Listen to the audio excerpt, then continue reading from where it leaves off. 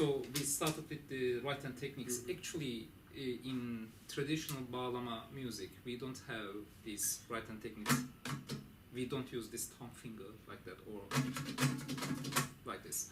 So in probably the 2018 or 17, I watched a video on YouTube of Abdurrahim Hayt, and I was really amazed. I makes the video slow down and I analyzed his hand moves. So this is how I learned, and I did an intensive study, and I was really lucky. In 2019, we invited Shohret Nur to MIAM, and I met with him, and I was very lucky that I had chance to practice with him. So he was very helpful for me to learn the technique. So this is the discussion that we had. Right, so just to fill in, so Abdurrahim Hayt is the famous Uyghur dutar player from Kashgar. Yeah. And Sirajuddin Jurayev is the famous dutar player from Tajikistan. Right, okay. Yeah. And then we just start like that. And then we didn't consider even the melody.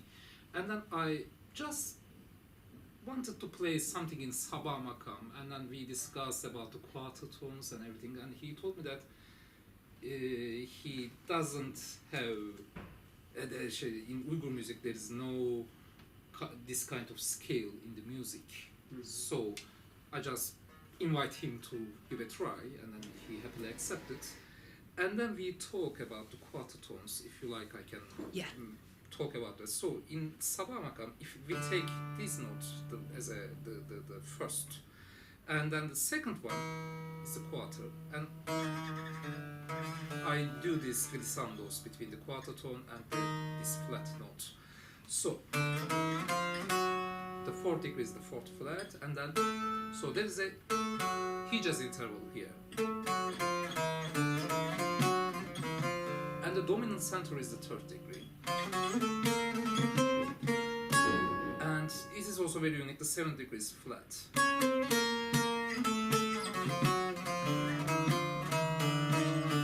So when we play the main melodies together with him, so we decided to not use the quarter tone because we play something very fast, it's elaborated, so it would be very difficult to catch the same quarter tone with the glissandos that you use, the different techniques that you mentioned. So that's why we just put the flat second. So it is also possible because in some music tradition, like the Greek traditional music, they also have the Saba maqām, but without a quarter tone. So that's why, okay, this can be again Saba, but not in the Ottoman flavor.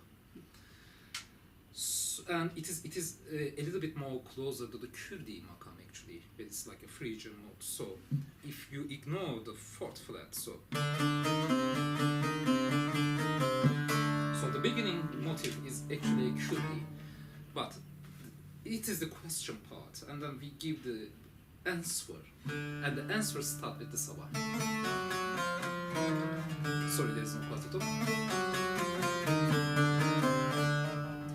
And the developing the different motifs and the forms were more or less the same with our first song. So we use the same methodology for that.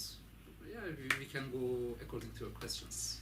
Yeah. So part of the excitement of that piece is the contrasting rhythms that you're using there. Yeah, so you have these very distinct points when you go now, and then you're into these triplets. Yeah, we in that part, in some point we stuck to develop something, and then let's play something different and randomly just a fresh mind. And he something played very Uyghur stuff, and and I know this from the right hand pattern and from the Silk Road, so I can easily adapt it. But automatically we played the Hijaz maqām, but it was not in Saba anymore. And I thought that okay, this could be a modulation from Saba to Hijaz, which is widely used, but just we randomly built. So it was just his idea to put that, and it created a great contrast to the first part. This is what we were seeking for. Nice. And do you have a clear idea of where that came from? this is the basic technique for dutar.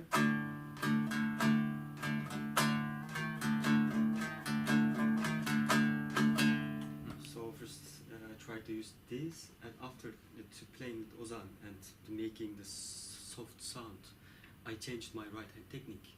For example, use this. In Uyghur, we don't use this one actually. Yeah, they do that in like the maqām, right? Yeah, Surajidin, yeah, Uzbek, right. Tajik also. So.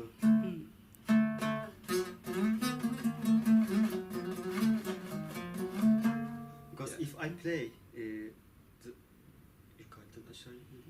from up to down. Up to down. I'm playing one of the open string. This is really unnecessary the sound. You wanna avoid that sound. Because Ozan sometimes doing the tapping and very soft, so I had to be play soft. Actually, it was just the experimental process because we have two main types of playing technique in bağlama. The one is with the plectrum and the one is with the tapping and the without plectrum. And I show all these examples. So I just wanted to make the melodic fragment that we find here.